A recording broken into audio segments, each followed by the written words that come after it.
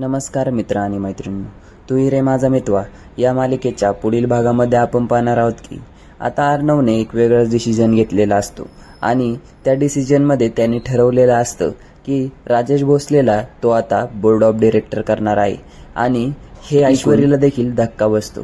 तर सगळ्यांसमोर ऑफिसमध्ये अर्णवने अनाऊन्स केलेलं असतं की आजपासून मी एक डिसिजन घेत आहे आणि त्या डिसिजनमध्ये तो सांगतो की आजपासून राजेश इरकेंचा बोर्ड ऑफ डिरेक्टरमध्ये आणखी एक मेंबर ॲड होणार आहे आणि तो म्हणजे राजेश भोसले। आता हे ऐकून मात्र ईश्वरी कान टवकारून पाहत असते आणि राकेश त्यानंतर खुर्चीशी बोलत म्हणत असतो, आता आपलं एक टार्गेट तर पूर्ण झालं, आता दुसरं टार्गेट म्हणजे सात्विक फॅशन। आता सात्विक फॅशन मिळवल्याशिवाय मी काय गप्प बसणार नाही आणि हा आता नवीन प्लॅन आखायला सुरू करतोय।